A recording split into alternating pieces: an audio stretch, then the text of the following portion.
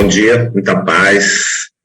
Bom, gente, é uma alegria, né? A gente estar junto, continuar as nossas reflexões. Eu quero agradecer aí a Cristina pela oportunidade da gente estar mais uma vez juntos, aprendendo, falando sobre o Evangelho do Amor do Cristo e através desse tratado maravilhoso que é o Evangelho, fazer uma reflexão e um aprendizado sobre as nossas vidas, sobre os nossos esforços, enfim, buscar esse crescimento que todo mundo quer na direção da felicidade, que é algo que todos nós almejamos. Nessa manhã que a gente começa com uma canção belíssima, que vai trazer a nossa querida Maria, aquela que foi mãe de Jesus aqui na Terra e que pôde realizar uma missão fabulosa, um coração que muitos de nós gostaria de entender, gostaria de se aprofundar, fazer um mergulho amistoso, tranquilo, e entender as nuances desse sentimento tão grande que proporcionou à humanidade possibilidades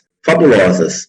E, realmente, a partir de Maria de Nazaré, muita coisa começou a se delinear na economia do nosso planeta Terra, na economia espiritual do nosso planeta Terra. E é dessa forma que nós podemos colocar. Hoje, nós resolvemos buscar um tema um pouquinho interessante. O tema que nós escolhemos foi Judas, Pedro e a crucificação. 3 personagens que estiveram muito presentes no final da missão carnal de Jesus aqui no planeta Terra, embora nós devemos deixar sempre em nossos corações a ideia de que a missão de Jesus sempre aconteceu. Ele cria o nosso planeta Terra, ele coordena todo esse processo de evolução, utilizando-se da melhor forma da lei do Pai, diretamente ligado ao Cristo cósmico, e ele continua como diretor do nosso planeta Terra, sem dúvida nenhuma.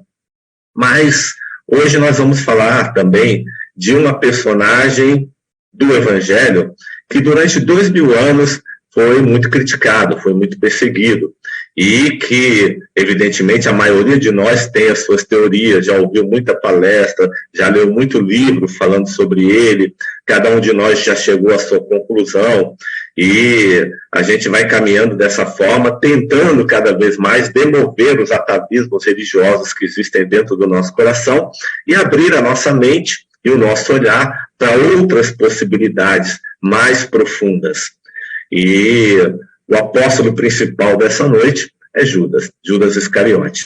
Eu trouxe Pedro, porque Pedro e Judas, eles passam por situações muito parecidas no final da vida de Jesus, quando a crucificação se aproxima. Esses 2 apóstolos, embora não pareça, eles estão ligados de forma missionária muito grande.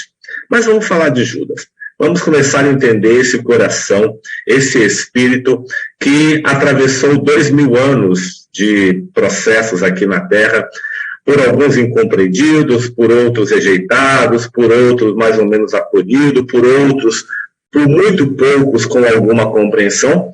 Mas a grande verdade é que dentro de nossos corações, embora a gente tenha ouvido falar muita coisa que nos fizesse entender, o ato final de Judas na sua encarnação, por ocasião do colegiado de Jesus Cristo na Terra, muitos de nós, do nível do subconsciente, ainda não conseguimos remover algum tipo de revolta ou algum tipo de incompreensão, que fica lá cristalizado e que precisa ser, evidentemente, tratado. E a gente pode começar o nosso estudo mais ou menos assim. Judas Iscariotes. Se nós começarmos a analisar o nome Iscariotes do hebraico, ou Iscariotes do árabe, tem um significado de desfiladeiro. Bom, quando se fala em desfiladeiro, nós já podemos entender como algo alto, onde uma queda é realmente tremenda. Mas no Evangelho, tudo tem o seu significado. Inclusive os nomes dos apóstolos, eles estão ligados a significados profundos do Evangelho e do entendimento da vida. Um desfiladeiro, ele, na verdade, é um campo de descência ou de elevação. Ou seja, ele é um declive vertical que tanto o espírito pode cair para o lado negativo, dependendo de onde está o seu coração, como ele pode elevar-se. Então, o desfiladeiro, na verdade, é uma grande necessidade da vida, porque tanto ele pode se elevar vibratoriamente, como ele pode cair também. Toda a evolução vai acontecer no processo do desfiladeiro. É interessante a gente anotar que Judas, ele era tido como 12º apóstolo. Todos os apóstolos mencionam Judas como 12º apóstolo. E ele tinha esse nome de Judas Iscariotes, ou seja, desfiladeiro. É interessante porque o número 12, ele é talvez o número, digamos assim, mais cabalístico que existe no Evangelho. Primeiro que 12 já significa 12 meses, ou seja, completa-se um ano, completa-se um ciclo. Segundo também que se eu somar o número 1 mais o número 2, eu tenho o número 3. E o número 3 significa exatamente a individualidade, ou seja, o Cristo interno, que é composto pela centelha divina, que é composto pela mente e que é composto pelo Espírito. Esses três formam a personalidade, que é, na verdade, a nossa individualidade, que muitos vão chamar de Cristo interno. Isso é um estudo muito profundo que Helena Blavatsky traz para a gente, e que já algumas facções da doutrina espírita começam a aceitar e começam a estudar, porque inclusive é mencionado na doutrina espírita, mas com outros nomes, com outras conotações, não entra profundamente nesse estudo. Mas Judas, então, ele era esse 12º apóstolo. Judas, ele era um espírito que não era um espírito muito atrasado. Para que a gente possa entender aquele ato em que Judas vai entregar Jesus para o Sinédrio, a fim de que Jesus, uma vez entregue, pudesse passar, então, por toda a sua paixão, para que a gente pudesse entender isso, seria muito importante que nós começássemos a entender a personagem desse espírito, entendemos um pouquinho da sua personagem enquanto encarnado. Mas nós vamos começar lá no mundo espiritual. Lá em Rustem, nos 4 evangelhos de Rustem, propriamente lá no volume 2, existe uma passagem que o Rustem faz uma colocação muito legal. Jean-Baptiste Rustem. Aliás, para quem não sabe, o espiritismo só existe no Brasil hoje graças a Jean-Baptiste Rustem, porque quando ele desencarna, ele deixa uma soma de riqueza muito grande que vai ajudar na formalização do espiritismo aqui no Brasil. Jean-Baptiste Rustem, sobre a inspiração, ele vai dizer o seguinte, que no mundo espiritual, antes de reencarnar, aqui na Terra, Judas, ele procura seus mentores para fazer um pedido muito especial. E esse pedido era o seguinte, ele queria participar da missão do Cristo aqui na Terra. Ora bem, se ele queria participar da missão do Cristo aqui na Terra, é porque ele tinha conhecimento dessa missão. Isso quer dizer que o espírito de Judas não era um espírito extremamente inferior. Ele já possuía, sim, alguma elevação. Não, evidentemente, toda a elevação de um ser que já se encontra no estado puro, mas já era um espírito bastante avançado. Era um espírito que tinha esse conhecimento e que podia, inclusive, buscar os seus mentores para fazer esse pedido. Então, quer dizer, no mínimo ele trabalhava numa colônia, no mínimo ele trabalhava no bem, e ele já estava há muito tempo desencarnado. Só que os mentores de Judas vão fazer um alerta para ele. Olha, Judas, é muito importante que você saiba que cumprir uma missão no colegiado do Cristo, então veja bem, ele já tinha essa noção. Cumprir uma missão no colegiado do Cristo é uma coisa extremamente complicada. E, ademais, com um novo contato com a matéria, sob o véu do esquecimento, coisas que ainda existem no seu ser vão se aflorar. E que coisas eram essas? Numa conversa franca entre eles, os mentores, isso tudo foi relembrado, e Judas tinha todo esse conhecimento também. Então, o contato com a matéria, as atrações pela riqueza, as atrações pelo prazer, pelo conforto, as atrações pela vontade de dirigir ou de dominar, as atrações pelo poder, por assim dizer.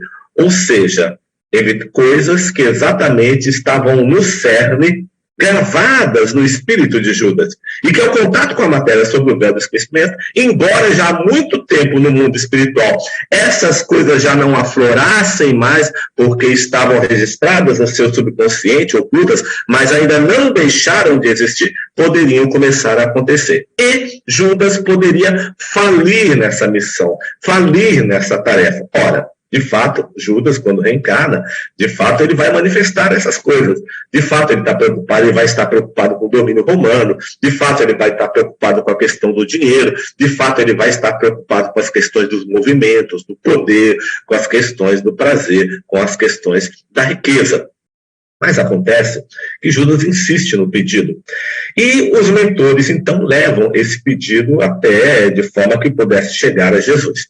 E Jesus aceita o concurso de Judas.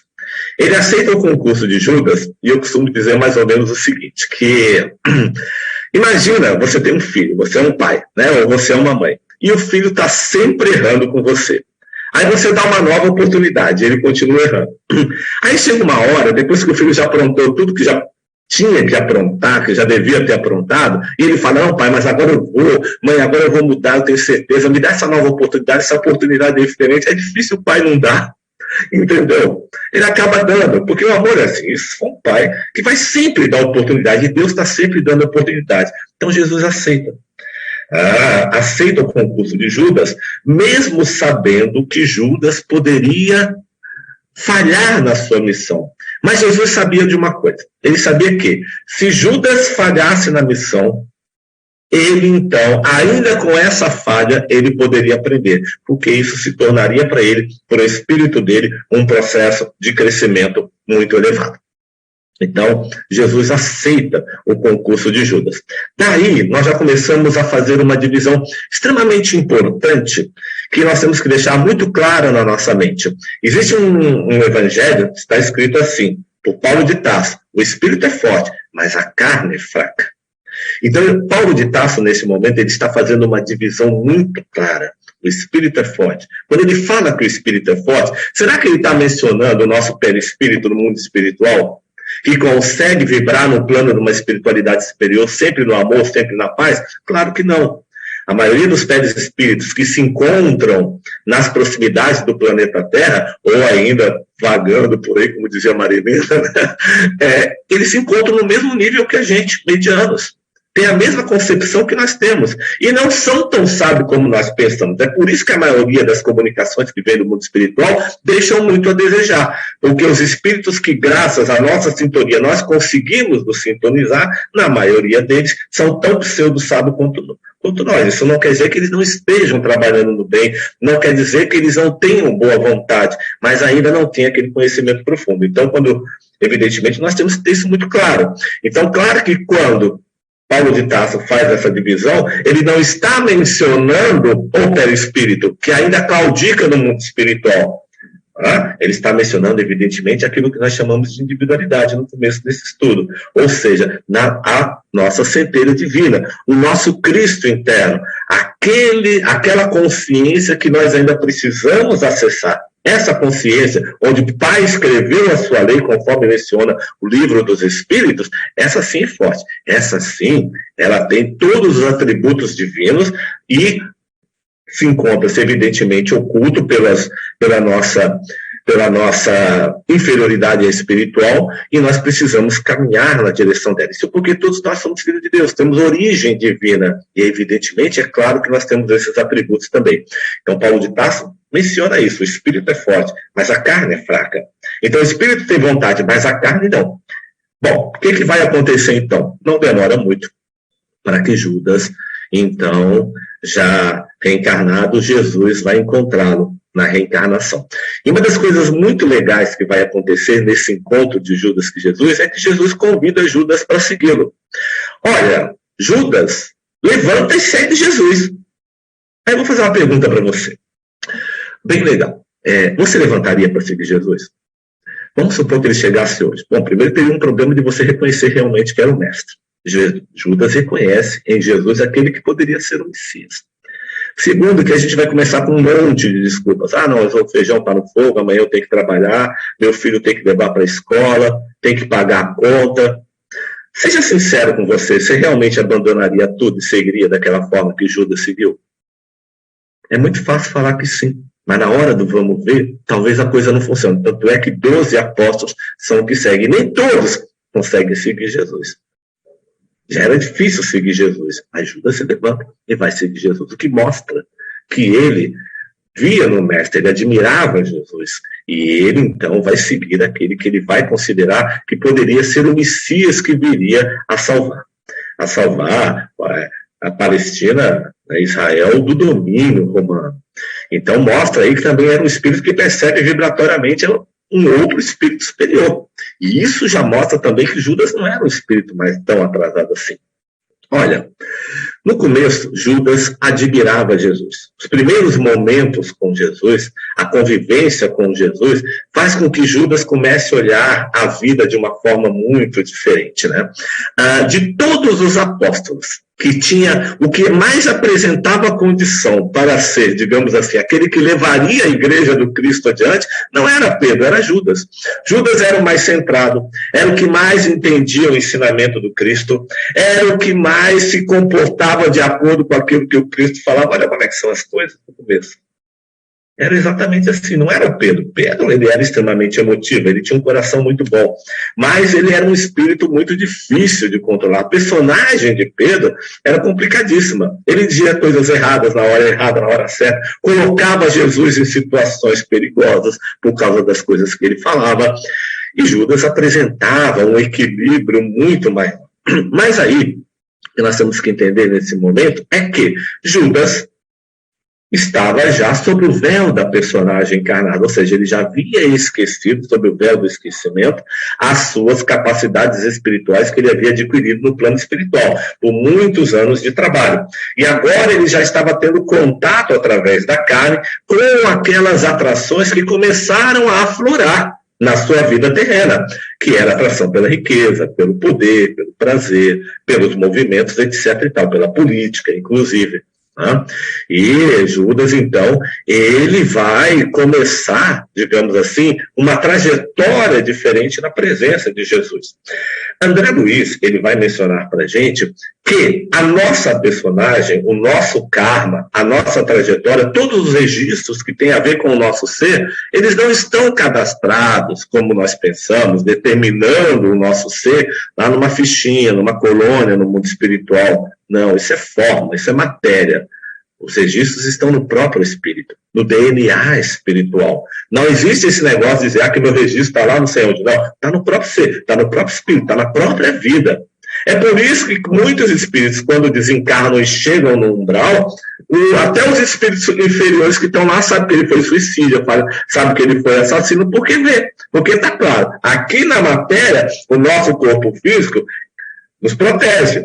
Ou seja, nem todo mundo consegue acessar o seu pensamento, o seu passado, saber o que você fez, o que você aprontou, ou quais são as suas intenções. Mas chegando no mundo espiritual, você já não tem mais essa proteção do corpo físico. A coisa já não está mais oculta. E até o espírito inferior sabe o que você aprontou, sabe o que você fez. Então, esse registro se encontra no espírito, não se encontra em outro lugar. Então, Judas, ele, então, já na presença do mestre, na presença do Cristo, vai começar a realizar a sua trajetória. E uma das coisas muito importantes que nós temos que saber é que Judas, ele tinha, assim como todos nós, alguns grupos de conflitos interiores. Aí eu vou entrar agora um pouquinho em Augusto Cury, que Augusto Cury ele nos traz realmente um estudo fabuloso sobre a personagem dos apóstolos, inclusive de Judas. Ele dedica um capítulo especial a Judas, também aos outros apóstolos, mas a Judas e a Pedro ele faz um trabalho realmente fabuloso, né? E Augusto Cury, na visão dele, de psiquiatra, de psicólogo, ele vai dizer que Judas teria dois tipos de conflitos. Um dos conflitos que Judas tinha eram conflitos que ele conseguia controlar, que ele conseguia lidar. Normalmente esses conflitos são adquiridos na infância, são adquiridos na adolescência. Eles podem, digamos, acontecer por vários motivos, por várias razões, mas esses conflitos que vinham da infância, que vinham da adolescência, Judas conseguia controlar. E havia um outro grupo de conflitos que, na verdade, controlava Judas. Eram controladores. Uma das características do apóstolo Judas é que ele era calado. Ele era extremamente, digamos assim, muito reflexivo. E, nesse caso, ele não mostrava os seus conflitos de forma exterior muito forte.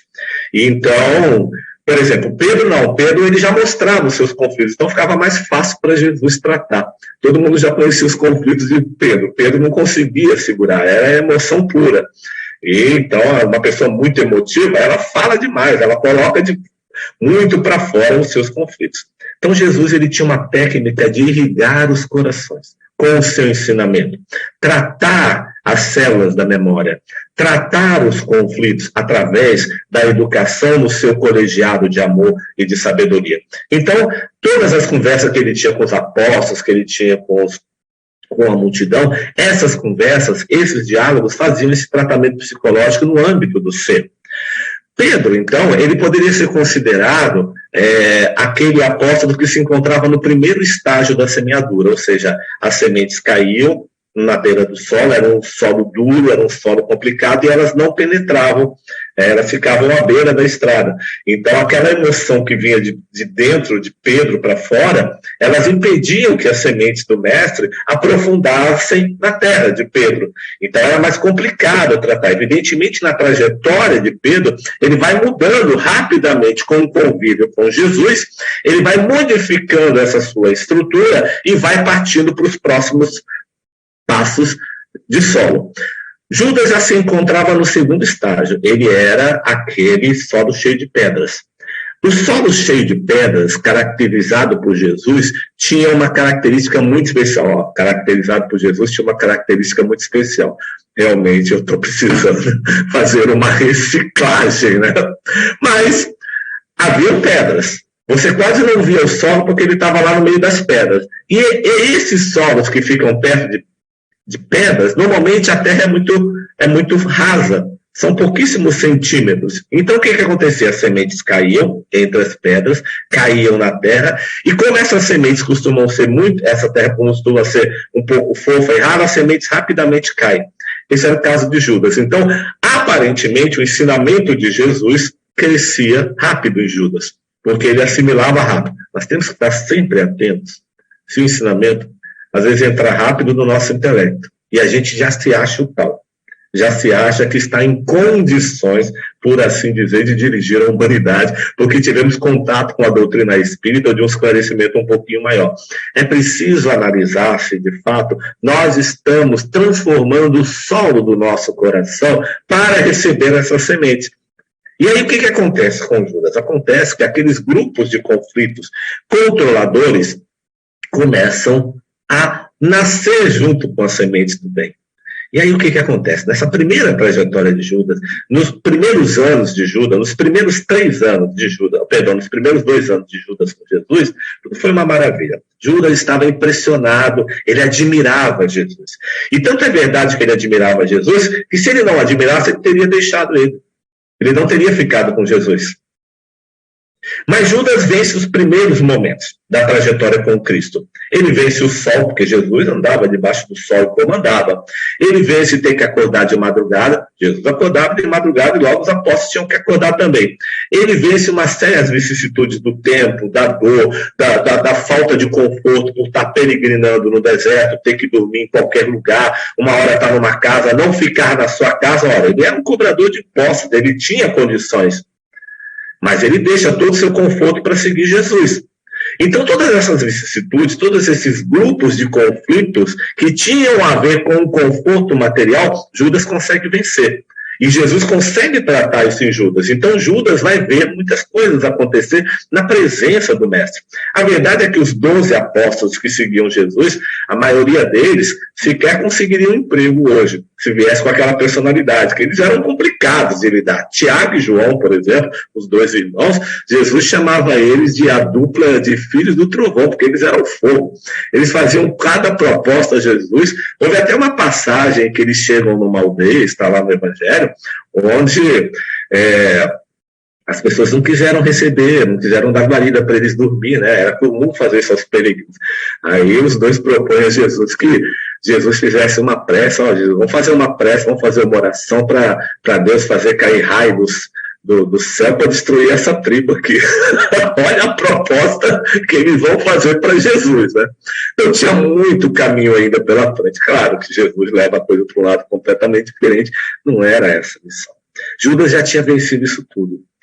Esse primeiro momento básico da evolução, ali na presença do Mestre, ele tinha conseguido tratar completamente. Mas o que vai acontecer depois? Aquela personalidade de Judas, que eram as suas tendências, vão começar a se manifestar. Em que momento elas vão se manifestar? É muito importante que a gente entenda isso, para que a gente possa saber como é que uma personagem que admira alguém possa vir atraí-lo depois. Tá? Acontece o seguinte, Judas começa a ver algumas situações com a missão do mestre. Jesus começa a se tornar conhecido, começa a se tornar famoso. Essas coisas começam a desagradar o Sinédrio. E não só o Sinédrio, como começa a desagradar também outros segmentos da sociedade também, da sociedade judaica naquela época. Então Judas começou a ver o ódio dos sacerdotes judaicos contra Jesus. Ele começou a ver que muitas vezes, muitas pessoas chegavam a pegar em pedra para tirar em Jesus, eles eram expulsos das sinagogas. Então, embora Jesus tivesse muito sucesso em muitas das coisas que ele fazia, todas elas, evidentemente, ele teve sucesso, mas havia ali aqueles eventos, aqueles conflitos que aconteceram, que ocorreram. Certa feita, inclusive, tentaram jogar Jesus num penhasco. Então, ele não despertava só amor, ele não despertava só compreensão, ele estava mexendo com personalidades que estavam iludidas pelo mundo material, pela religião mosaica, pela religião institucionalizada pelo clero judaico naquela época, e que não aceitavam um Deus de amor plenamente. E vem Jesus com essa história de Deus de amor. E aí ele ainda vai afrontar alguns parâmetros do judaísmo, como, por exemplo, ele vai curar o sábado. O sábado não pode trabalhar, não podem curar ninguém. Se a pessoa estiver doente, tem que morrer mesmo, tem que desencarnar. Então, olha como é que são as coisas. E aí Jesus ainda vai dizer, o sábado foi feito por causa do homem, não é o homem que foi feito por causa do sábado. A vida foi feita por causa do homem. O evangelho existe por causa do homem, para que o homem possa se unir a esse evangelho e alcançar a sua evolução. E aí nós temos então Judas começando a sua trajetória. Então ele começa a ver isso, ele começa a se assustar com essas coisas. E mais, começa a acontecer uma coisa também. Com o tempo, naturalmente, Judas começa a fazer um descenso vibracional. Por quê? Porque ele começa a ver que Jesus não era exatamente aquele Messias que ele esperava. Ora, o povo judeu esperava um Messias que libertasse o povo judeu. Todo mundo sabe disso, eu nem precisava estar repetindo isso aqui. Do domínio romano. Era esse Messias que esperávamos. Mas Jesus não era esse. Jesus era, na verdade, aquele Messias que dizia o seguinte, que a preocupação dele não era libertar o povo judeu do domínio romano. A preocupação de Jesus era libertar o coração, libertar a área da emoção, libertar o espírito imortal para que esse pudesse crescer e para que esse não continuasse reeditando o processo kármico, tendo que passar por domínios romanos. Entenda, escute e veja, quem puder agora, domínio romano, ou seja, domínio da matéria, domínio da lei pesada, domínio da imposição que nós não podemos alcançar, mas impõe. É isso o domínio romano, é o domínio do quê? Da nossa personagem que ainda se liga às questões do karma por atração às coisas materiais. Então Jesus não tinha essa preocupação. O mais interessante, sabe o que é? É que nós, a maioria das vezes, a gente vê assim a gente imagina um Jesus heróico, né? Um Jesus que sai destruindo tudo, resolvendo tudo em todos os problemas. E o que acontece? Jesus nunca foi esse herói.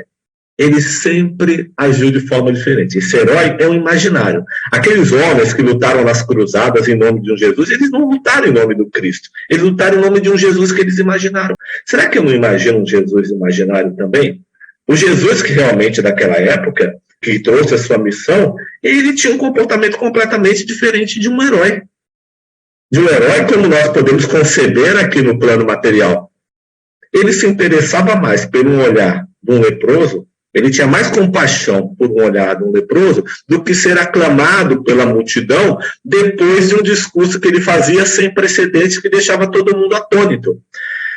Jesus, ele procurava o anonimato depois de fazer esses discursos, enquanto a maioria dos políticos jamais negaria a oportunidade, depois de um discurso desse, ficar discutindo com as lideranças, com as concorrências, para poder conseguir aquilo que ele queria. Jesus fazia curas que a medicina hoje não consegue realizar, sem deixar sequelas. Jesus era capaz, inclusive, de transformar o tempo, era capaz de aplanar e acalmar as tempestades. Ou seja, ele tinha tudo para ser um grande dominador. Ele conseguia, por exemplo assim, fazer curas espetaculares, mas não exigia que as pessoas o reconhecessem nem por isso. Ele fazia discursos maravilhosos, né? Ele poderia convencer qualquer um, mas mesmo assim ele não requisitava a direção do mundo. Era completamente contra o que Judas queria, o que Judas imaginava. Olha, eu estou sendo bem materialista aqui. Não estou falando nem de espiritualidade agora. Estou indo para outro campo. Ficou com medo? Não fica. A gente tem que ser claro. O espírita lê tudo, aprende tudo, discerne o que é bom. Então nós temos que ir adiante. Temos que aprender também. Temos que nos aprofundar também. Então, quer dizer, isso tudo mexia com a personalidade de Judas, porque Judas esperava um Messias diferente. Então, o que começa a acontecer nesse momento, então? Aquela terra de Judas, no segundo estágio, no meio das pedras, não só cresciam as sementes do amor, da sabedoria, do evangelho que Jesus estava plantando no coração dos apóstolos, mas também começava a crescer junto com eles, e sem que pudesse ser notado pelos demais, os espinhos das preocupações, os espinhos dos medos, os espinhos das atrações que Judas tinha pela matéria. Jesus sabia, Jesus conhecia o coração de Judas, sabia que Judas não falava claramente, sabia que Judas estava caminhando para um lugar realmente perigoso. E, evidentemente, que a preocupação de Jesus não era com relação à sua crucificação que aconteceu lá na frente. Olha, João dizia que Judas era ladrão, porque Judas, ele estava sobre a designação de Jesus, com, digamos assim, a obrigação de cuidar do dinheiro daquela pequena caravana. Então, aquele dinheiro que eles recebiam em doações, Judas ia pagando as despesas, parava ali, comia, comprava coisa para comer, evidentemente, né? Jesus não ficava multiplicando pão e peixe para os apóstolos todo dia. A coisa não era assim, dessa forma, ó. Então, eles, e às vezes doavam para os pobres, aquela coisa toda, né? E João dizia que Judas era ladrão. Agora, o que eu acho mais interessante, é muito legal, a gente tem que aprender a olhar o evangelho, né, analisar as coisas, né? Judas carregava uma bolsa de dinheiro e dizia que, João falava, ele está roubando dinheiro da bolsa. Mas naquela época não tinha muita agência bancária lá na Palestina não, sabe? E também não tinha WhatsApp. Eu fico imaginando como é que Judas roubava esse dinheiro. Ele tirava de uma bolsa e botava na outra, que ele estava carregando ali, ou ele fazia algum depósito, ou ele usava para comer escondido dos apóstolos, ou ele passava num lugar e falava, pega esse dinheiro e leva para mim lá para minha casa, guarda lá no meu cofre, quer dizer, mandava uma remessa, né, pelo correio, qualquer coisa assim, eu não sei como é que era esse roubo, né? Mas é engraçado, porque a gente começa a pensar umas coisas assim interessantes, mas o ladrão, na verdade, talvez João não estivesse se referindo ao caso do dinheiro, talvez estivesse se referindo ao fato de que João, que era muito irrigado pela intuição, já sentia na sua presciência espiritual que Judas, na verdade, na sua personagem, estava roubando de si mesmo aquela nova emoção, aquele novo solo que Jesus estava tentando plantar nele. Judas estava roubando de si, não estava roubando a caravana. Jesus não estava preocupado em perder dinheiro. Jesus estava preocupado em perder Judas. É isso que ele estava preocupado. Ele perdoou. Ele não estava preocupado se Judas estava tirando dinheiro. Você acha que Jesus estava preocupado com isso? Sinceramente. Ele estava preocupado em perder o coração do amigo. E ele chama Judas de amigo. A preocupação dele era com o espírito de Judas, que iria cumprir uma tarefa adrede difícil. Eu duvido que qualquer um aqui conseguiria cumprir essa tarefa como Judas cumpriu. Mas aí o que acontece? Continua o caminho. Continua o caminho, e aqueles conflitos que Judas não controlava, mas que controlavam Judas, agora começam a ser potencializados por aqueles novos espinhos que estavam crescendo no coração de Judas. Primeiro, ele perde a admiração pelo mestre. O mestre já não estava mais realizando aquilo que ele esperava. Na verdade, nunca realizou. Então, ele esperava um mestre que se juntasse aos zelotes, um mestre que se juntasse ao movimento de libertação da Palestina, um mestre que tomasse o poder. E Jesus tinha condição para isso, porque ele já estava tão popular que bastava uma palavra de Jesus para que todo o povo pegasse em armas e começasse a tirar Roma da Palestina. Bom, Nós enxergamos, eu já falei isso, né, Cristina? Vou repetir aqui. A gente enxerga o domínio romano na Palestina naquela época como uma grande injustiça. É porque mente de personagem é assim. Mente de espírito atrasado vê o mal primeiro, encontra todas as razões do mal, sabe exatamente como o mal funciona, conhece todos os detalhes, sabe por quê? Porque é assim com o mal, ó. Agora, lá com a espiritualidade superior é um problema sério de sintonia, né? Mas o mal a gente sabe, a gente conhece os segredos, a gente conhece os detalhezinhos, por causa disso. Vê como a gente sabe? Eu vou descobrir o mal que o outro fez. Não vai descobrir nada, tu já sabe, já tá no teu espírito, não vai descobrir nada mesmo, põe isso na cabeça. Eu desconfio que ele tá com coisa errada, não vou descobrir mais nada, já tá aí no coração, ó, tá assim, ó. Entendeu? Vamos ser francos, vamos ser sinceros, vamos olhar na gente, na frente do espelho. Eu não tô falando para ninguém especificamente, não. Eu estou falando para mim, porque eu estou vendo a minha imagem aqui, fazendo uma reflexão comigo mesmo. O que a gente não conhece é o Cristo interno. É isso que está oculto. O mal está aberto para as nossas vibrações. A gente é especialista nele. Especialista nele. É impressionante. E aí, então, o que vai acontecer, né? A gente começa a ver em tudo mal. Tudo erro. E vamos ver, evidentemente, né, o domínio romano na Palestina como algo ruim. Mas o que estava acontecendo atrás na teatralização do plano espiritual? Vamos começar assim. Quem coordena a Galileia anos antes da vinda de Jesus é a própria Maria de Nazaré, que, aliás, Cláudio, maravilha de música, não sei se foi você quem compôs, mas se foi, parabéns, tocou nossos corações de forma maravilhosa, obrigado. Tá, meu querido? E Maria de Nazaré, no plano espiritual, tinha o nome de Sofia. E, conforme a Cristina lembrou, Sofia significa sabedoria.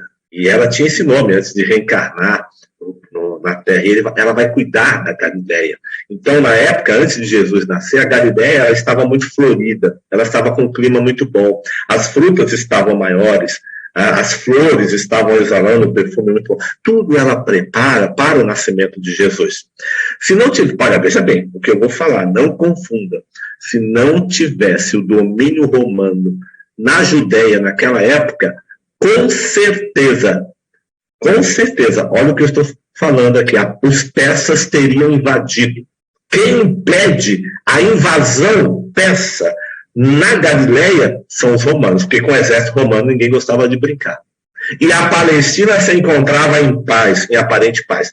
Quem gerava problema não era exatamente os romanos, era a insurreição dos zelotes, dos palestinos. Então a Palestina estava controlada. Se não fossem os romanos, que a gente reclama tanto, que Judas queria tanto tirar de lá, que se sentiam, digamos assim, um mal na vida deles, eles estariam em outra condição. Talvez o povo judeu nem existia outro hoje, e a missão do Cristo não aconteceria, porque os persas, quando chegavam, meu amigo, ou cortavam o braço ou cortavam a cabeça. Vamos ser bem francos, vamos ser bem sinceros. Então havia muitas motivações. A espiritualidade sabe o que faz. Você ia colocar lá quem para defender a Galileia? Vai colocar um bando de freira e padre rezando na fronteira para enfrentar lá Não, meu amigo, vou colocar um exército de Roma mesmo. Estamos falando de mundo primitivo ainda. A coisa acontecia de outra forma. E tudo estava bem organizado, tudo tinha como ser. E aí Jesus consegue realizar a sua missão. Então a sua missão não era tirar o domínio romano, era tirar uma coisa muito pior, a intolerância do coração. E a intolerância ela só se manifesta quando existem conflitos externos que fazem com que os conflitos internos, que são esses grandes clichês, comecem a aparecer. Sabe como é que você fica sabendo se você realmente é uma pessoa boa ou se você é uma pessoa má? É quando você está num antro diferente. Se você for uma pessoa boa, você vai continuar no bem. Se você for uma pessoa má, você vai começar com disputa, com discórdia, com picuinha, com vingança. Ou seja, vai pelo mesmo caminho. Porque você se acha bom, então você pode se vingar, o outro é ruim, etc. Olha como é que são as coisas. Então, um conflito, ou seja, uma situação estatuída num ambiente reencarnatório, ela nos mostra o ambiente que nós estamos dentro da gente.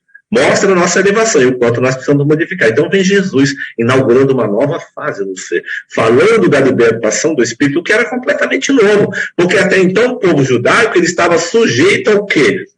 600 e tantas regras da Torá que ele tinha que seguir. E na cabeça dele, seguindo aquelas regras, era suficiente para ele continuar sendo adorado e amado por Deus. E estar sendo espiritualizado. Mas por que mesmo seguindo tantas regras, continuava o domínio romano, continuava o sofrimento? Então vem Jesus para manifestar e para inaugurar um novo processo, um novo procedimento. Então Judas, o que acontece? Começa a cair o descenso vibratório dele. E a primeira vez que Judas vai manifestar o coração dele é lá na casa de Lázaro e de Maria. Já faltavam poucos dias, eu não estou falando de Maria de Nazaré, estou falando da irmã de Lázaro. Haviam 3 grandes Marias no Evangelho, certo? Mas essa especificamente era irmã de Lázaro. Também não era Maria, irmã de Marta. Sim, era Maria, irmã de Marta. Perdão, Maria, irmã de Marta. É isso mesmo. Tá? E aí o que vai acontecer? Poucos dias antes de Jesus ser crucificado, a fama de Jesus estava muito alta. Ele ainda não estava em Jerusalém. Aquele era o melhor momento na concepção dos Zelotes e de Judas para que Jesus começasse a falar ao povo em termos de vitória, em termos de retirar o domínio romano da Palestina. Mas Jesus, ao invés de se preocupar com esse detalhe, de falar para as multidões e de incitar uma revolução material, uma revolução armada, ele prefere ir lá na casa desse leproso. Eu posso estar falando uma coisa errada aqui, mas vamos lá, depois eu corrijo. Ele vai na casa desse leproso. Olha, o ambiente da casa desse leproso diz que era assim, meio... ninguém gostava de entrar. Não era nada recomendado para quem tinha, digamos assim, ambições.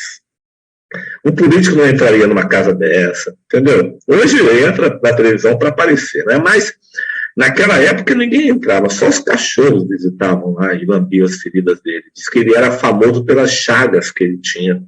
E Jesus vai lá. Judas entra, mas entra contra a vontade, entra contrariado.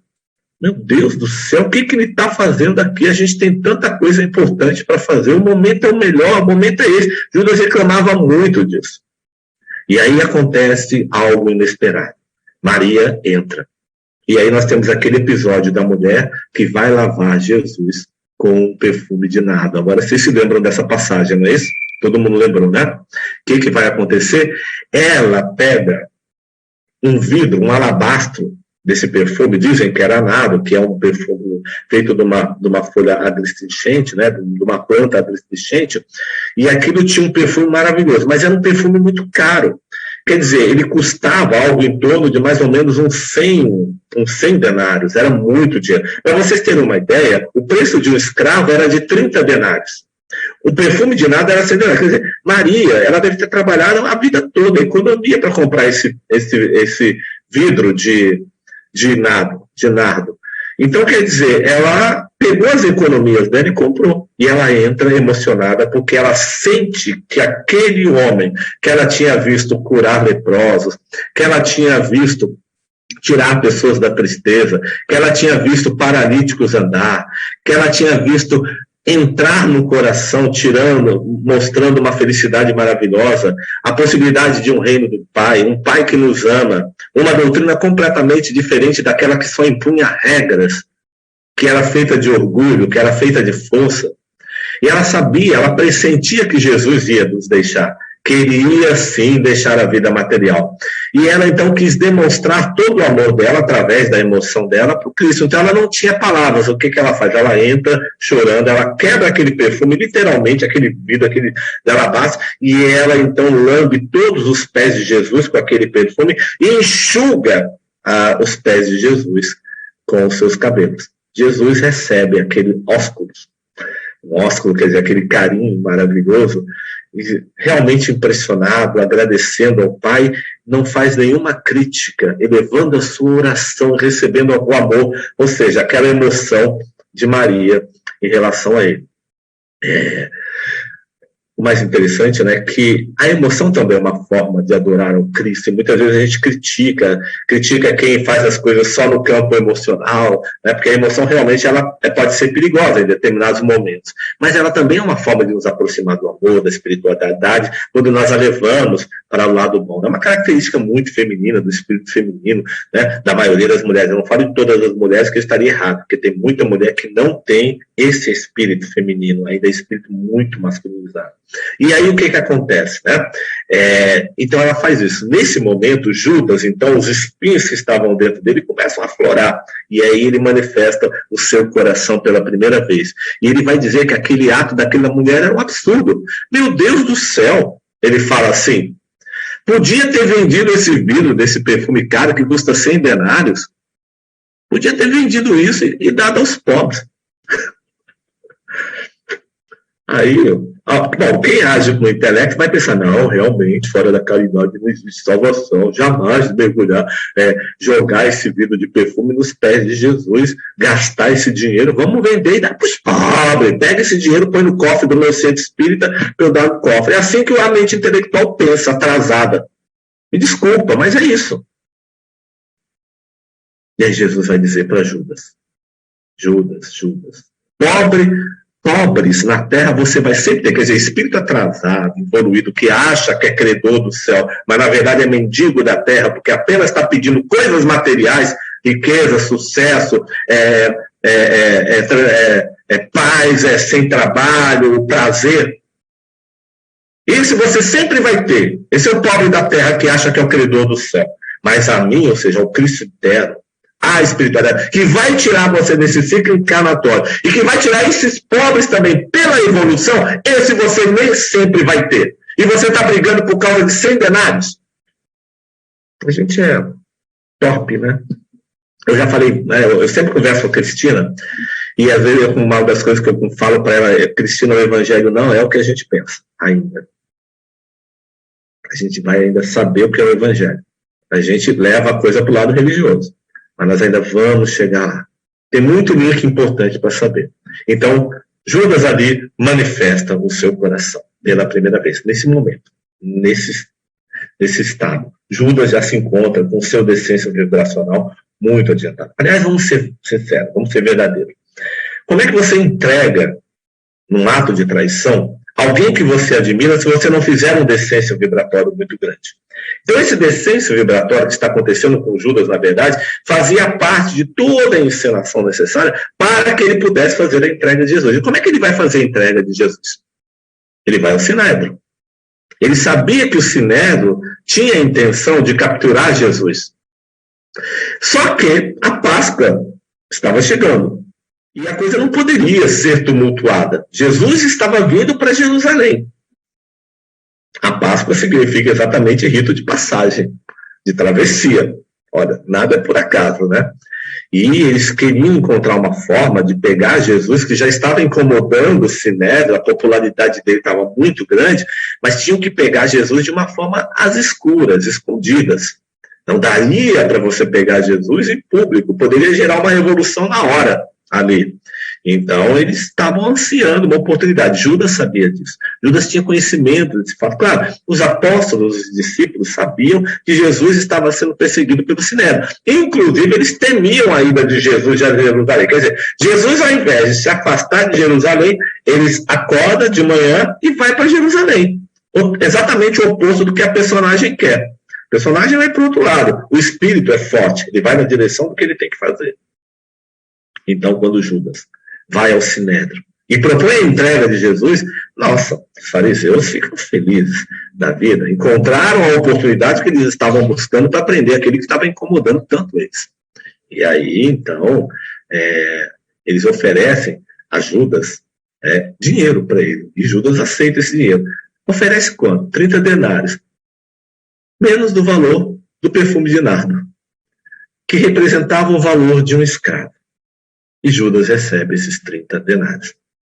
É tão interessante que se a gente for para a numerologia agora, olha o que vai acontecer. Jesus, de acordo com o Evangelho, vai ver 33 anos. Mas os estudos provam que, na verdade, era 34. Mas ficou registrado como 33. Tá bom? E aí o que acontece? 30 significa o ciclo da evolução do ser. Ou seja, do ser da individualidade que já evoluiu humanamente, que já fez toda a evolução humana, que já conseguiu fazer toda a sua trajetória individual, já saiu da fase da animalidade e já alcançou os parâmetros da centelha divina. E agora ele já é dirigido pelo amor, já é dirigido pelo Evangelho. A sua personagem, seus veículos inferiores, corpo físico, intelecto, emoção, corpo astral, corpo etérico já não dominam mais esse espírito. Então, ele já cumpriu toda a evolução. Na verdade, eu tenho agora a individualidade, como é o caso daqueles espíritos mais elevados, que domina todas as manifestações do meu ser. 30 tem esse significado, ele também fecha o mês.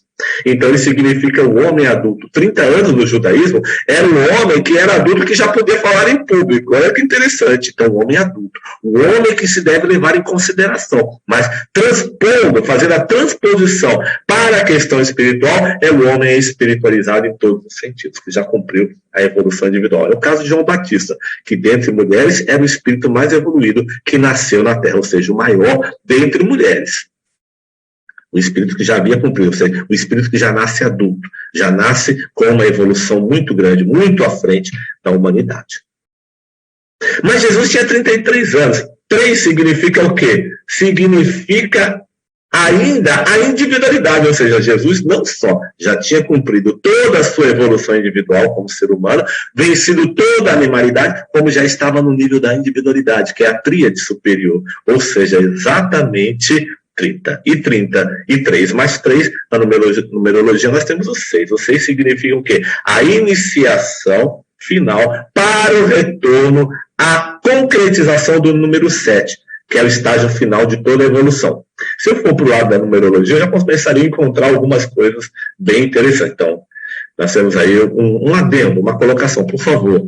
Veja bem, é uma colocação amistosa, é mais um adendo para a gente analisar, para a gente ver que o Evangelho ele não aborda somente as questões religiosas, filosóficas, religiosas, científicas, matemáticas. A matemática é um pensamento divino também.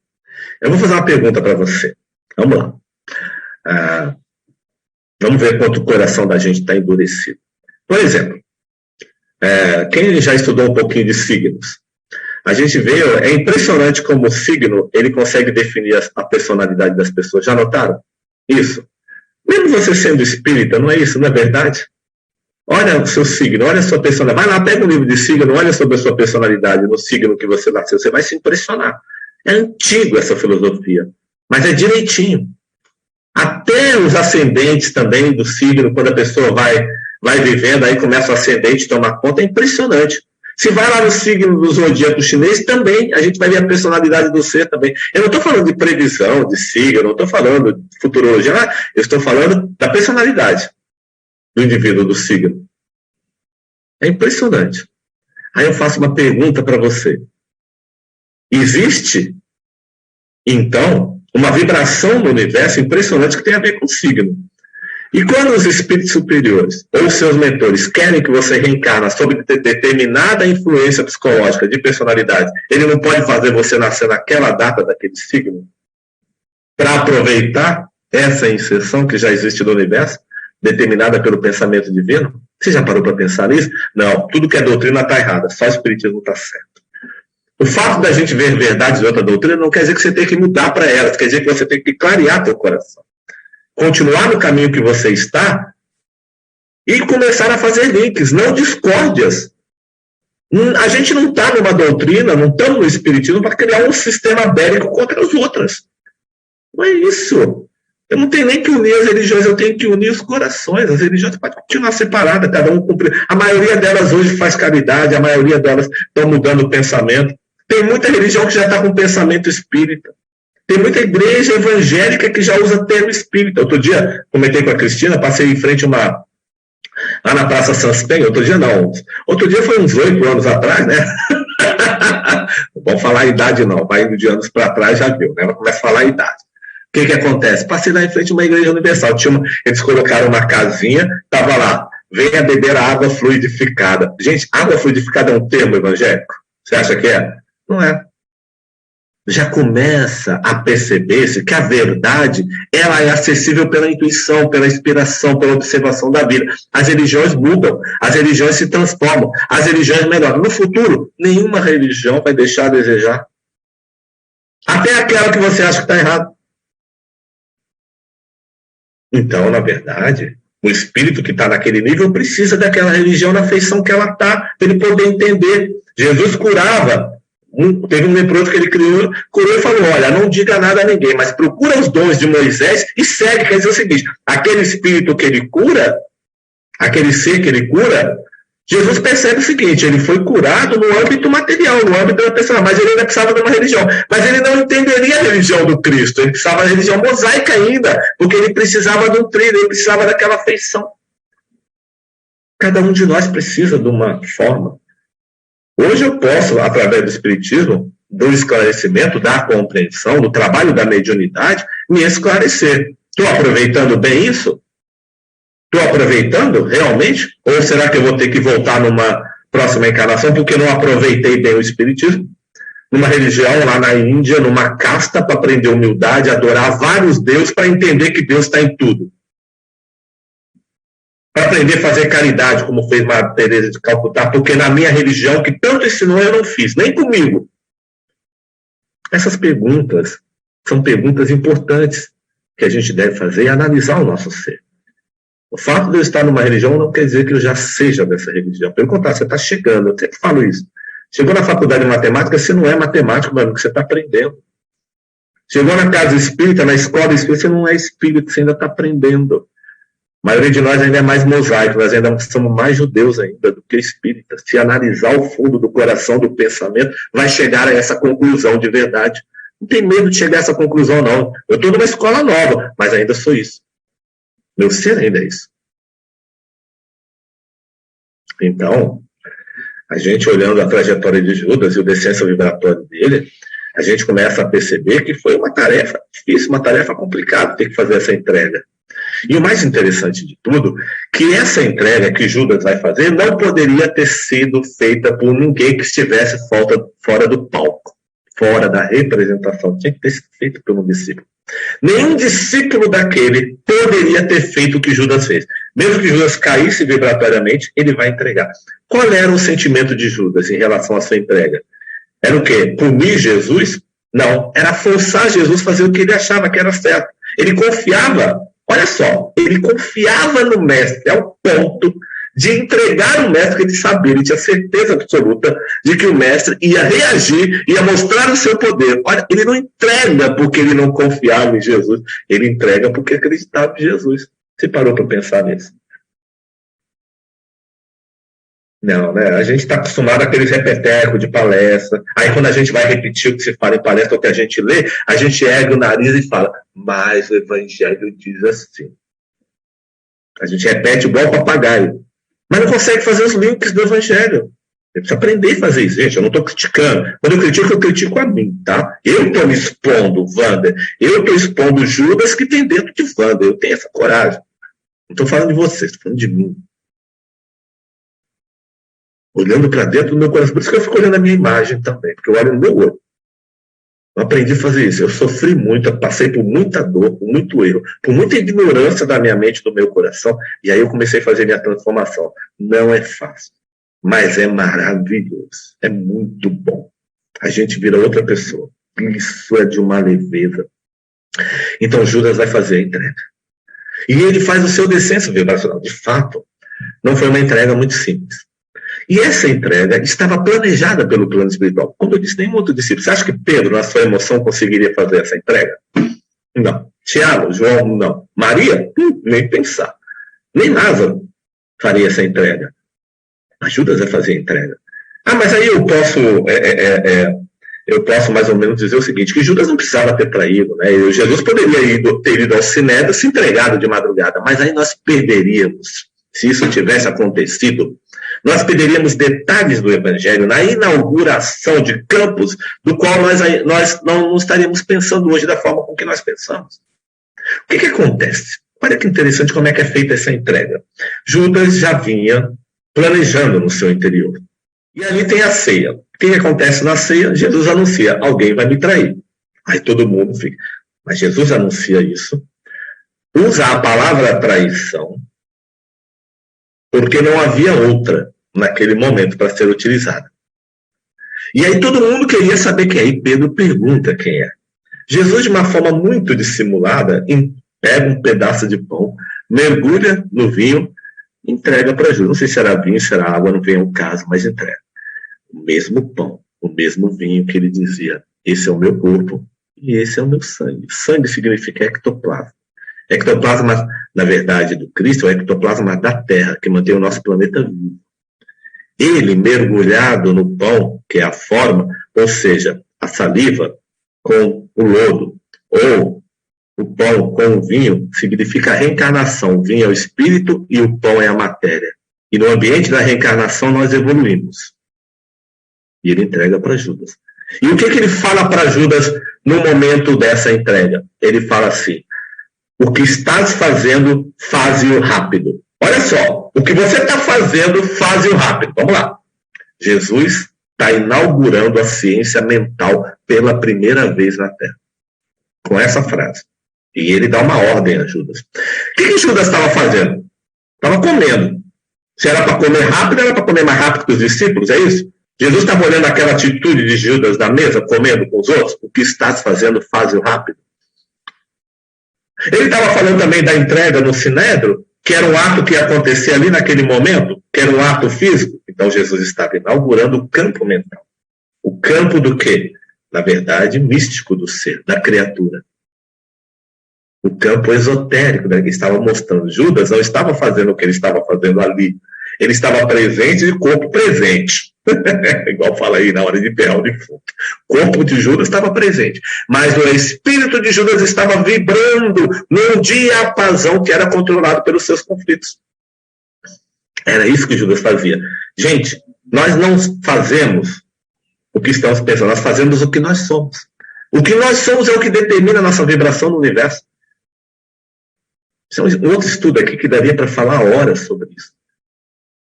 E aí Judas completa a ordem do Cristo. Faze-o rápido, quer dizer, conclui essa tarefa. Ele dá uma ordem, quem dá a ordem é o Cristo. E ele dizia, eu vou ser entregue aos homens, o Filho do Homem vai ser entregue aos homens, vai ser crucificado, vai morrer no madeiro, vai morrer como um bandido no meio de ladrões. E eu não vou porque os homens querem. Eu não vou porque o Sinédrio, porque os judeus, porque os romanos. Eu vou porque eu quero, porque é vontade do meu Pai. Meu amigo, nem Maria chorando no pé da cruz tirou Jesus. Quando o Espírito iluminado não, quando o Espírito superior, que já emite luz, ele não é iluminado, ele emite luz. Iluminados somos nós, que somos de luz externa. Não é? Pensa nisso, tá? Nós é que somos iluminados pela vida, o tempo todo Deus nos ilumina, nos inspira, porque a gente precisa descobrir forças ainda. Ainda não conseguimos emitir a nossa luz própria. No final, Cris, se quiser, a gente toca uma musiquinha aí, falando dessa iluminação. Eu não sei o intervalo aí, hein? Você tem que me avisar, por favor, porque eu estou falando. O Evangelho é a política mais elevada que existe. E a política divina, como disse a Cristina, a política que é a política da relação do eu com o próximo, da minha harmonização com o universo, ela é fundamental. Se a política fosse coisa ruim, Bezerra de Menezes não teria sido político, foi considerado o político mais honesto. Ele dizia que a boa política, a sã política era a religião da pátria. Nós tratamos a política de forma tão ruim, né? Então, o ensinamento que a Nízia teve na política, como diz a Valéria, que pode ser ressignificado, é um ensinamento maravilhoso, que pode ser usado e deve em benefício da humanidade, sim. Ser político não é uma coisa ruim. Eu adoraria que o brasileiro se interessasse pela política de forma boa, honesta, sincera, para fazer o bem. É uma das maiores ferramentas que existe à nossa disposição. Nós tratamos a política aqui no Brasil da pior forma possível. Ou a gente zomba da política, ou a gente briga com o político, ou a gente é político. Isso é política? Isso é o pior desleixo que uma nação, que um povo pode ter com uma nação. Senta na frente, pança no sofá, bunda no sofá, desculpa o termo, e só fica criticando. E fazendo números para os pontos percentuais do Ibope para forçar a decisão nas instituições. Um meio de domínio de ser humano atrasado. Era muito melhor você estar na política fazendo bem, influenciando com o bem, do que estar fazendo isso, se é o caso. Essa é a nossa forma de lidar com a política. Quem aqui já assistiu o programa do Senado, por exemplo? Quem já assistiu o programa do Congresso?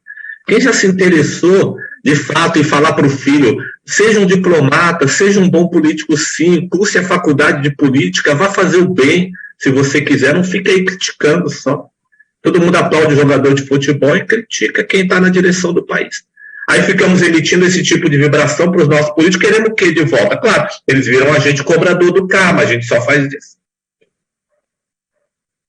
Então, como disse a Valéria, ressignificar. Como falou a Cristina, a religião afastou da religião verdadeira e a política se afastou da política. Porque a gente faz o que? A gente deturpa. Como falou a Nísia, eu crio um Cristo imaginário. A Valéria falou, crio algo para atrair. Vira um traidor. Porque só existe uma forma de você ser traído, é você ser o grande traidor de si mesmo, da sua centelha divina. E aí eu vou pegar o gancho aqui agora em Judas, para continuar. João dizia que Judas era ladrão, lembram disso? Eu falei aqui. Ladrão no Evangelho tem um outro significado. Jesus, uma hora, ele tem uma passagem que ele fala assim: esteja acordado, desperto, se prepare para quando vier o ladrão, porque ele vai te levar tudo. O ladrão que Jesus se referia não era o ladrão da terra, era o ladrão do espírito que vem te roubar os confortos materiais para que você transcenda e evolua. Virão os problemas, virão as dificuldades, o ladrão vai vir. Você está pronto? Você acha que ladrão no Evangelho é ladrãozinho de galinha, político que rouba as pessoas? Ladrão é, na verdade, o teu espírito, a tua consciência divina que vem te cobrar. Chega, está na hora de começar a evoluir. Jesus dizia, esteja pronto para quando vier o ladrão. Ele estava se referindo ao ladrãozinho que vai roubar a tua casa? Não, ele está falando do ladrão que modifica o teu ser, que modifica a nossa estrutura. Judas ladrão é aquele que vai começar um processo diferente no mundo. Eu vou dizer uma coisa para vocês.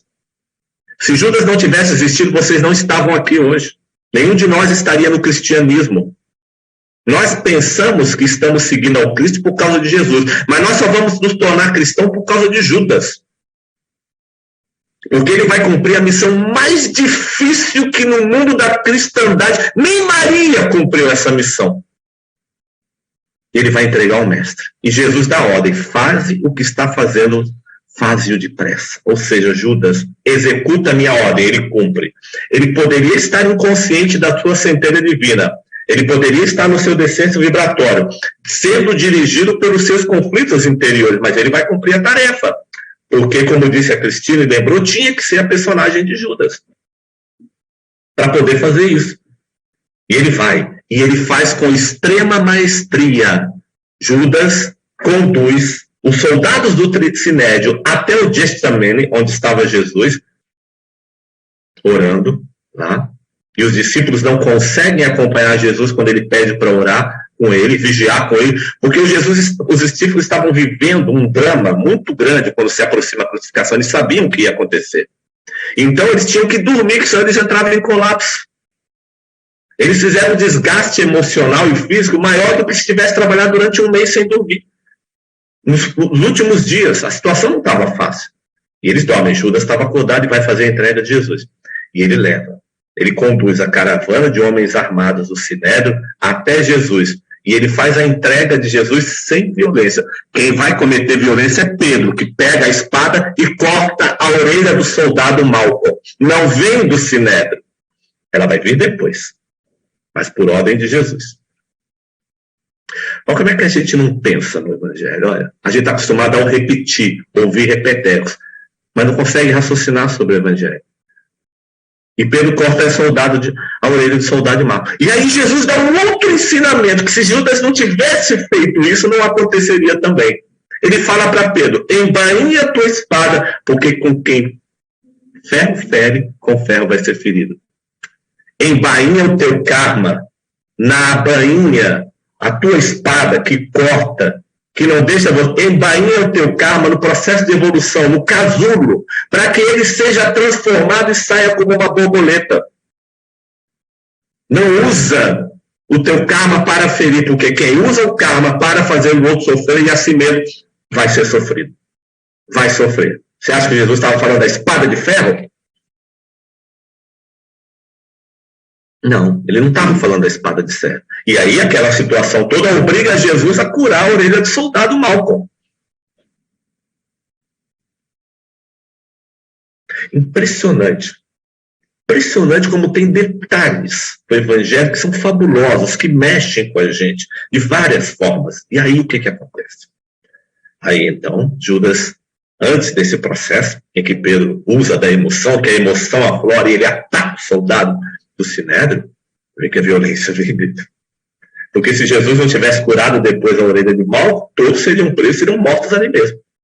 Mas a coisa tinha que continuar, o processo ia continuar.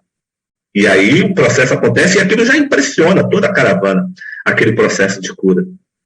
E os soldados realmente ficam extasiados com aquele processo.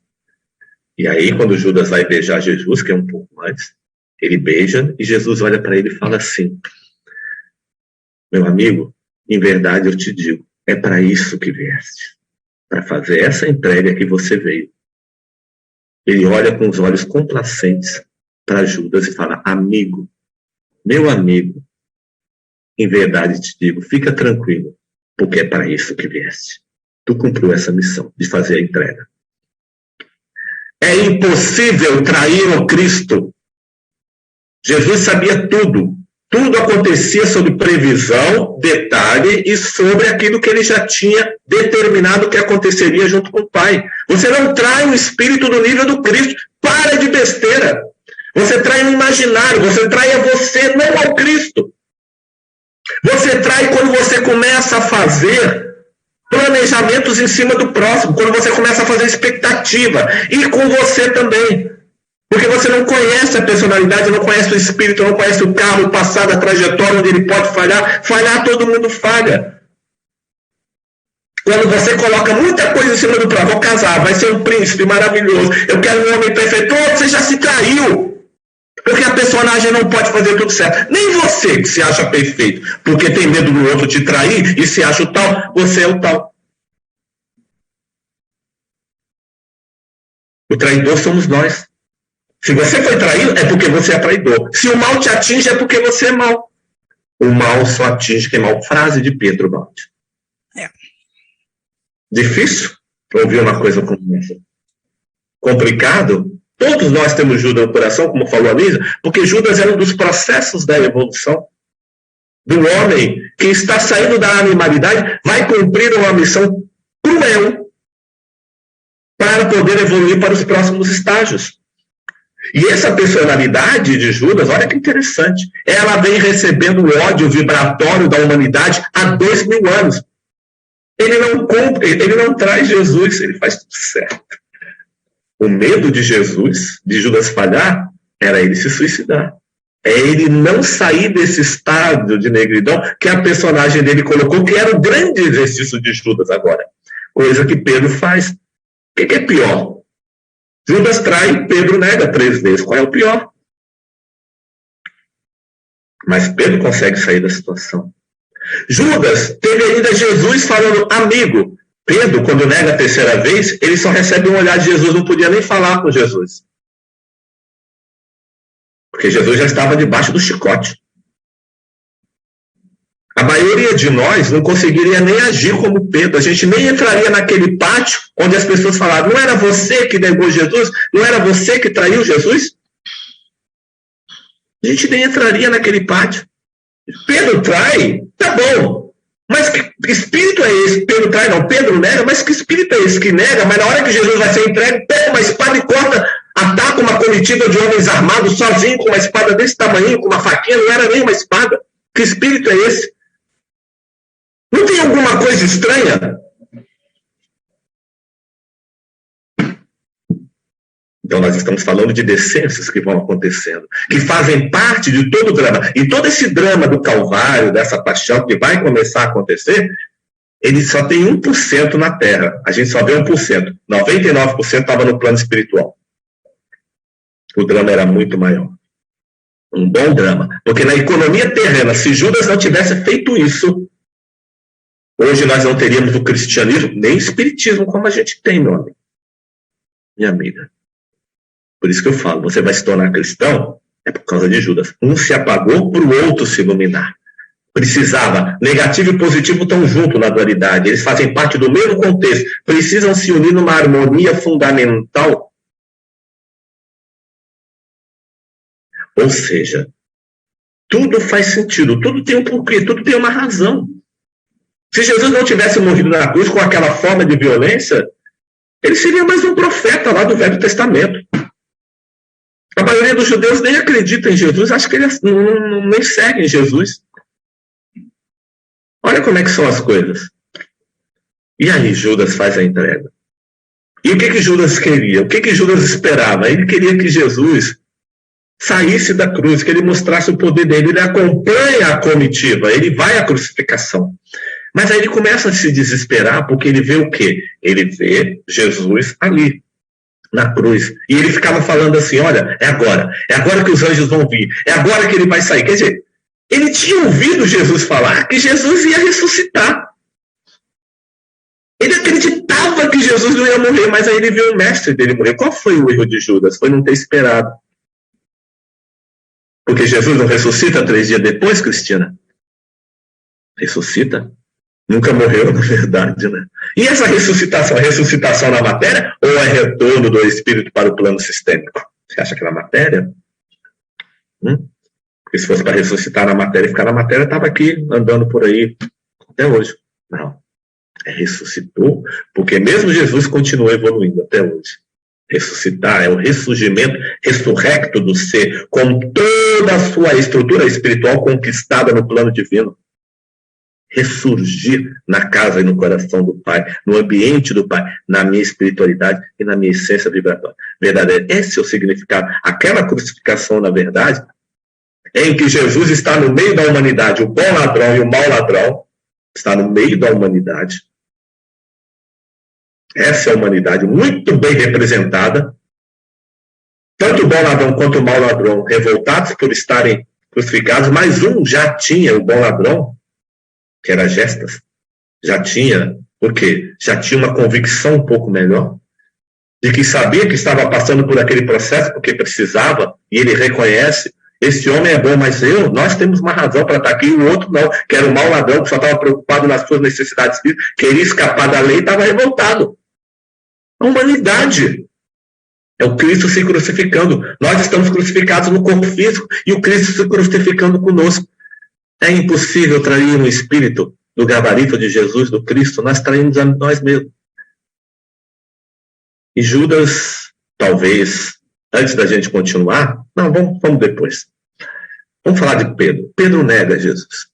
Pedro era aquela personagem emotiva, era aquela personagem muito franca, era líder, era complicado, era fácil tratar. Mas ele também começa a se preocupar, ele amava Jesus profundamente, ele começa a se preocupar com o Calvário, ele começa a se preocupar, os dias estavam ficando perigosos, eles já não podiam mais andar tranquilamente. E então ele vê o mestre ter de ser preso. E ele já tinha passado por outros processos, ele tinha visto Jesus fazer curas, ele tinha visto outras iniciações, mas que não tinham tanto sangue. De repente ele vê o mestre dele debaixo de chicotes. Então o intelecto, quer dizer, não consegue associar, não consegue assimilar. Ele não consegue passar por aquela situação de forma tranquila. No momento emotivo ele age de uma forma, no outro momento emotivo ele se defende de outra maneira. Porque o nosso intelecto, a nossa emoção, ela vagueia num plano de decêncio, de Judas. Desfiladeiro que sobe, desfiladeiro que desce. Olha Judas aí ensinando tudo, olha. Para que hoje a gente estivesse no cristianismo. A personagem de Judas não aguenta. O espírito dele sabe que cumpriu a tarefa, mas ele não aguenta e acaba se suicidando. E ainda, até hoje, guarda o nosso ódio, porque não compreendemos a missão dele. Claro, a personagem, briga de personagem com personagem, encarnada, esquecida, no véu do esquecimento, e blá, blá, blá, sobre a inserção do karma, aquela coisa toda. E é interessante que Jesus tinha falado para Pedro, meu amigo, tu ainda vai me trair 3 vezes antes que o galo cante. Vai me trair. E Pedro trai. Olha, eu vou dizer uma coisa para vocês. Eu seria o homem mais feliz do mundo se Jesus me dissesse que eu ainda ia trair ele 3 vezes. Faltam só 3 traições.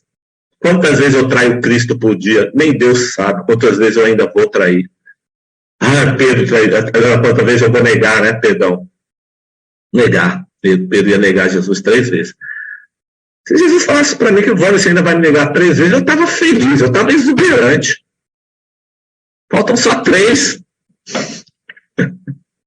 Só Deus sabe quanto eu vou negar ainda, quantas vezes eu nego por dia em cada pensamento, em cada sentimento, em cada atitude, em cada falta de fé, em cada falta de vontade, em cada preguiça, em cada medo que eu tenho.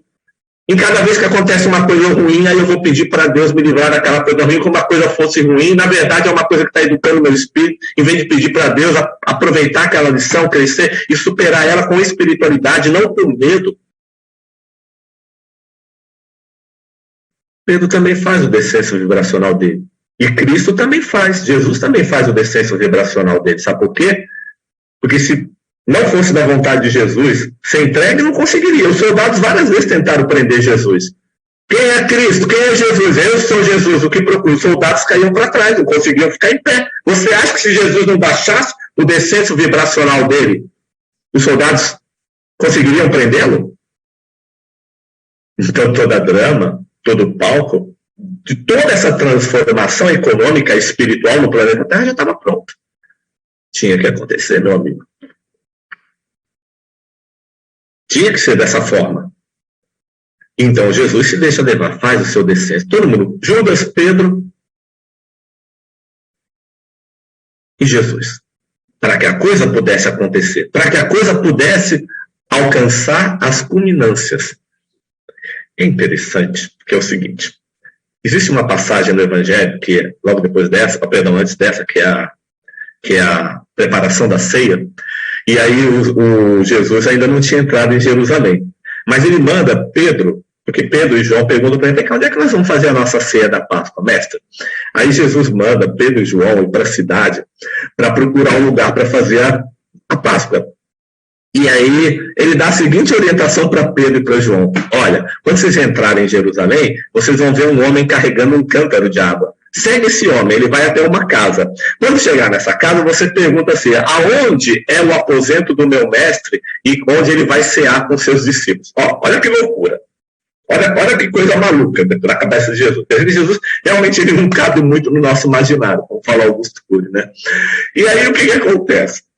Vai procurar um homem carregando um cântaro d'água. Gente, se você estudou um pouquinho, você vai saber muito bem que na Palestina, homens não carregavam cântaro d'água, eram só as mulheres, as servas e as escravas. O homem carregando um cântaro d'água era raro. Mas vai encontrar um homem carregando um cântaro d'água. Nunca ninguém comentou sobre isso. Os autores que escrevem sobre o Evangelho, sobre esse detalhe. Quem vai comentar é Pastorino. Nunca ninguém comentou. Cântaro d'água, o signo de Aquário, da transformação do planeta. Estava começando a fluidificação do planeta Terra. Por que estava começando a fluidificação do planeta Terra? Por que estava acontecendo naquele momento? O planeta ainda vai se tornar fluido. Já começou, meu amigo. Tornar fluido é fazer com que o ensinamento velho, na forma de mineral de pedra, que não podia ser aplicado a não ser por regras difíceis, comece a se tornar fluido, líquido. É o cântaro d'água, espírito. Água significa o espírito sem forma. É o Novo Testamento, é a Boa Nova. Água e pedra são minerais. Agora está transformado em água. E aí, olha só que interessante. Era um homem. O que é o signo de Aquário? O signo de Aquário é o signo da transformação, da fluidificação, da forma se tornando inteligente, se tornando espiritualizada. Olha o signo entrando agora no Evangelho aí de novo. E tínhamos falado do signo, né? Não era uma mulher, não era uma serva, não era uma escrava. Essa é uma loucura. Ninguém presta atenção. Aí, poxa, o que acontece? Chega na casa. Ainda fala pro dono da casa. Quando o cara do cântaro entra, manda chamar o dono da casa. O cara já é seguido, ainda manda chamar o dono da casa. Fala, onde é que teu mestre? Onde é que é o quarto do meu mestre, onde ele vai ser? A gente parece uma loucura. Um absurdo. Alguns falam, não era a casa de Nicodemo, não era José de Arimateia. Ninguém sabe dizer quem era. Os apóstolos não identificam. Olha outro ensinamento acontecendo aí. E aí o dono da casa naturalmente cede um quarto alto, um quarto elevado. O que é quarto elevado? O andar mais alto da casa, onde era reservado para as mulheres, para os servos dormirem, para os visitantes. Esse quarto alto, o que significa isso? Quarto alto significa o padrão elevado do Espírito, onde eles vão fazer a ceia deles. E aí, olha que coisa interessante. Meu quarto, Jesus está perguntando do seu ambiente, do ambiente da espiritualidade, da individualidade, da centelha divina, no alto, acima de tudo. Tudo tem um significado. Mas para concluir esse detalhezinho aqui agora, vou chegar lá num ponto bem interessante. Haviam 3 grandes amigos de Jesus, eu já mencionei. Um deles era Marta, outro era Maria, e outro era Lázaro, que Jesus ressuscitou. Lembra desse Lázaro? Não era Lázaro leproso, não, o outro Lázaro. Esses 3 eram grandes amigos de Jesus. Por que eles não estavam presentes no drama do Calvário? Nunca mais foram mencionados em nenhum autor.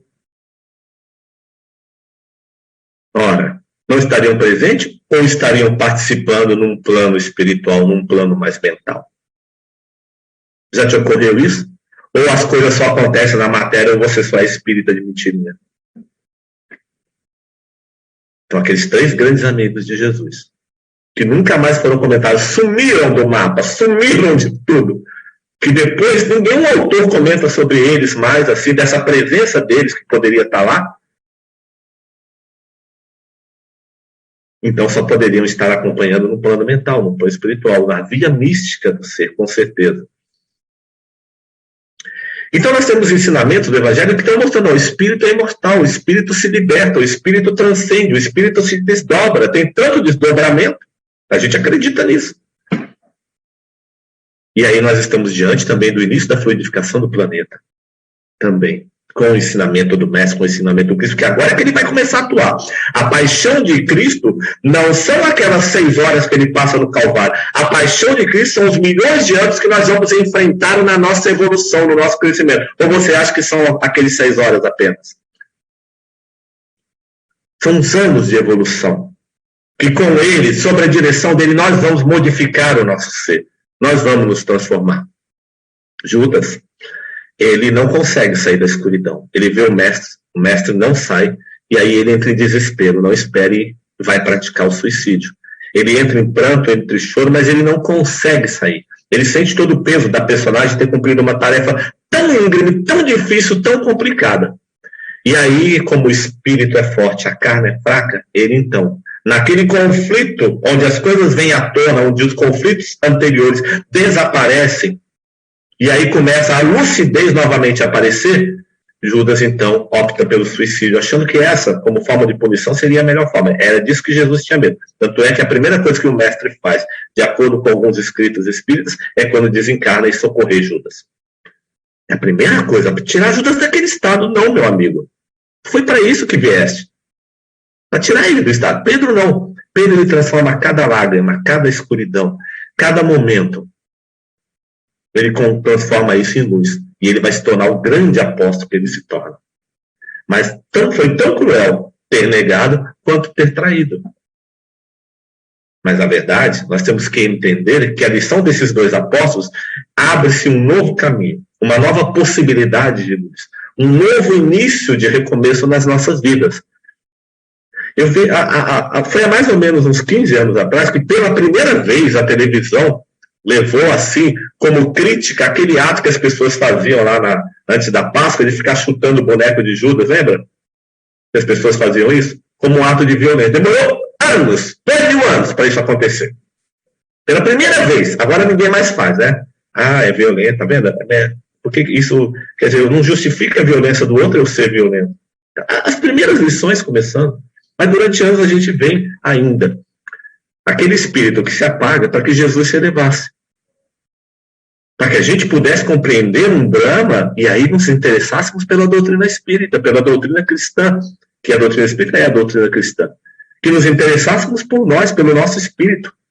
Então precisava, porque a personagem precisa de drama forte, ela não consegue evoluir pela consciência, ela precisa ver a dor, ela precisa ver o sangue, ela precisa ver isso tudo. Aí ela vem a dor, vem arrebatada, tu não quis evoluir pela consciência, não deu aquele clique, não, vou esperar o progresso vir me dar o toco. Aí eu viro espírita, aí eu viro santo, aí eu viro tudo.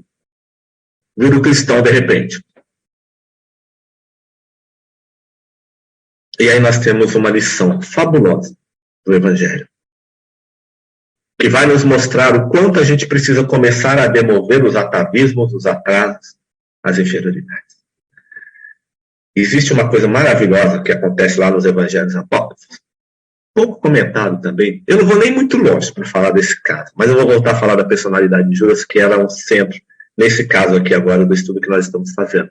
Estudem, procurem, analisem, né? Investiguem.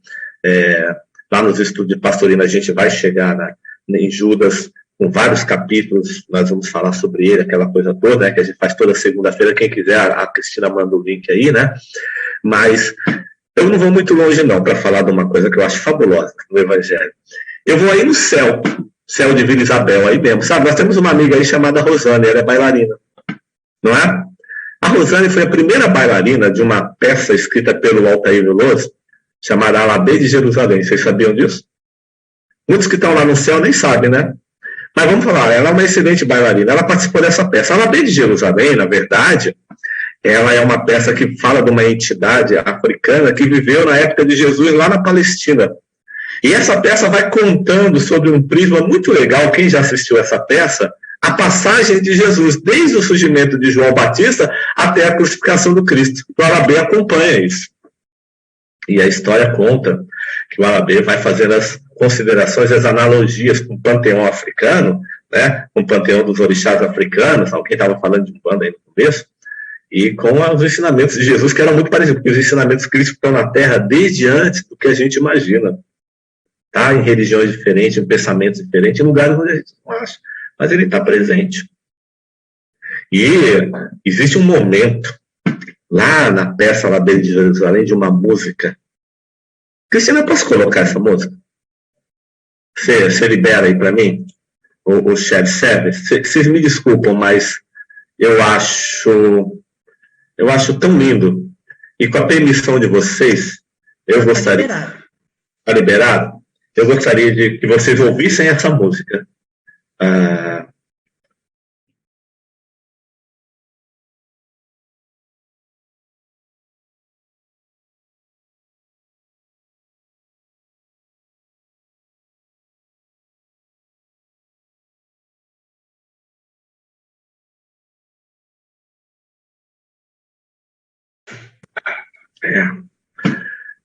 Eu quero que vocês me respondam uma coisa. Será que esse encontro da mãe de Jesus com a mãe de Judas não teria sido um dos maiores encontros do Evangelho? E ele cantava para ela, sorria para ela. A convivência dentro de casa era totalmente diferente do que a gente imagina. A gente só olha um lado da personalidade. E é interessante, né, que ela fala que ele era o rouxinol dela. E então, realmente, uma coisa linda, maravilhosa. Gente, olha aí, ó, a Rosane foi a bailarina principal, ela dançou essa música. Se olharem aí o vídeo, vocês vão ver, tem até uma silhueta dela lá no teatro. Uma coisa tão fabulosa, tão simples, e que vai mostrar pra gente um outro lado da coisa. Como é que a música, ela pode mostrar para lados diferentes? Então, Judas via em Jesus um amigo. Da mesma forma, Jesus via em Judas um amigo também, assim como ele via em todos. E a gente tem aí um tratado fabuloso, né, do Evangelho, que nos leva assim a pensamentos bem diferentes, que faz com que a gente comece a aliviar o nosso ser, que a gente comece a demover os extremos e os atavismos da religião profana, materialista, que ainda existe no nosso coração. E assim como Maria de Nazaré, que hoje foi tão bem lembrada pelo Cláudio logo no início, e agora também lembrada aqui no final, né? A gente consiga aprender a guardar as coisas no coração. E eu sempre penso muito sobre o que significa guardar as coisas no coração. Guardar as coisas no coração não é guardar as coisas na forma com que elas nos chegam, mas transformá-las na vibração do coração, transformá-las na forma do amor, transformá-las na forma do entendimento, para que elas possam ficar no coração, porque sem isso elas estão no nível da personagem inferior.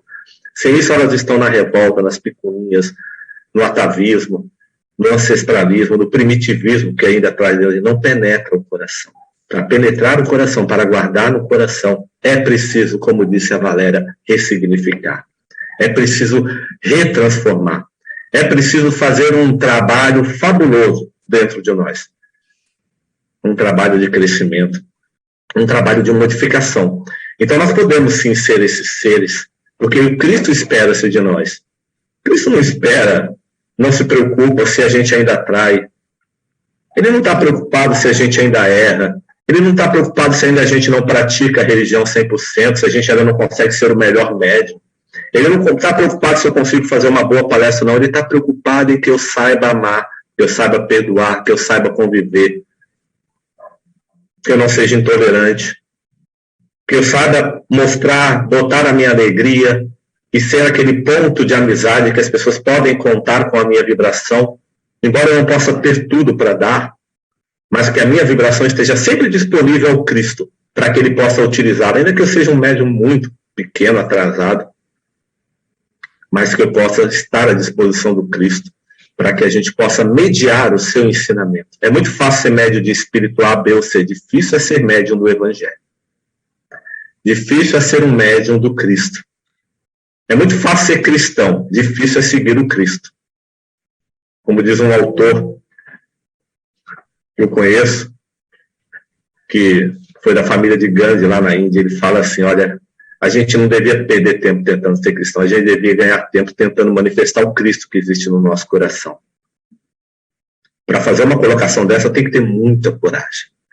Então, que esse Cristo amoroso, que nós não podemos trair, nos ensine a não trair a nós mesmos, não criar imagens erradas, sermos sinceros conosco mesmo,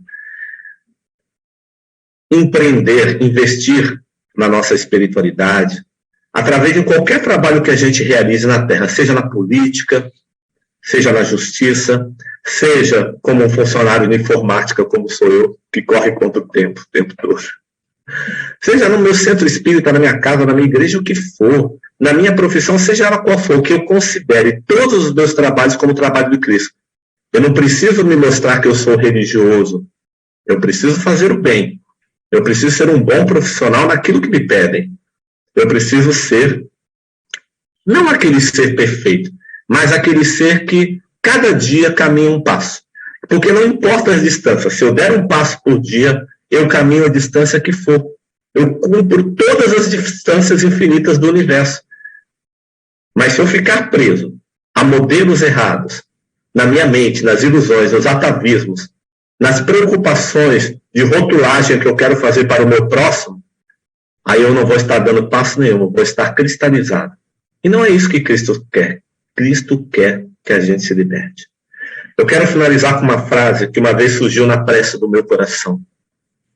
Porque uma irmã me falou assim que está amarrada em nome de Jesus quando ela descobriu que eu era espírita. E aquela frase ficou pululando na minha cabeça de uma forma tão ruim, sabe? E quando eu fui fazer a minha prece, eu me calei. Depois de fazer uns minutos de oração, eu sempre falo, se você fizer 10 minutos de prece, meu amigo, é 10 minutos de trabalho no dia, tá? Deixa de frescura. Prece é muito bom. Para eu fazer 50 minutos de prece e depois trabalhar só 1 hora por dia. 10 minutos de prece, 10 horas de trabalho. 8 minutos de prece, 8 horas de trabalho, tá? Então eu fiz 1 minuto de fala na minha prece e me calei. E naquele momento eu tenho certeza que um amigo espiritual falou no meu coração para me salvar como elixir. E ele me disse assim, Wander, Cristo não amarra, Cristo liberta. Muita paz.